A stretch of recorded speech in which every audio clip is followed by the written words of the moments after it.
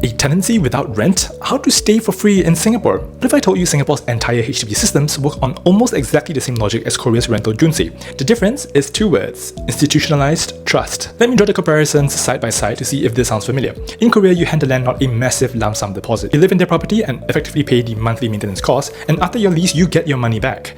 In Singapore, you hand over a down payment and you essentially lease the flat from the government for 99 years. Now, most HDB owners use their CPF for down payment and mortgage, thereby reducing your monthly cash outflow to about less than 1,000 a month. And if you bought your unit as a BTO, our strong property fundamentals mean that you could potentially exit with a capital gain even after staying there for 10 years, thereby withdrawing your deposit. So it's a different packaging but similar outcome. Both systems were invented for the same reasons. Korea and Singapore in the 1970s were both experiencing massive urbanization. They had non-mature mortgage markets and a government that needed to channel citizen savings into housing fast.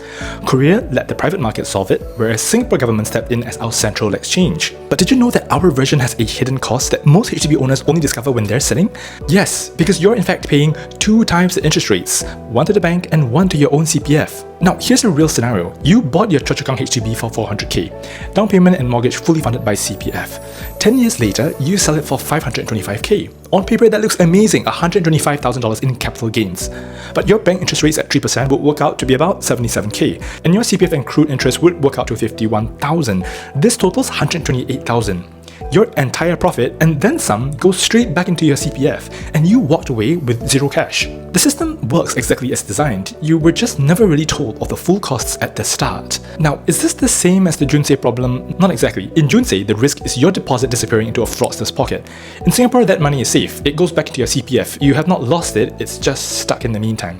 Korea's version of these problems destroy families overnight. Singapore's version is slower. Quiet erosion of what you thought would be profit due to double compounding interest. The main difference is trust. Korea gave the deposit to private landlords and crossed their fingers. In Singapore, we give it to the government and the market provides it back. Korea's loophole produced one of the biggest housing frauds in the country's history.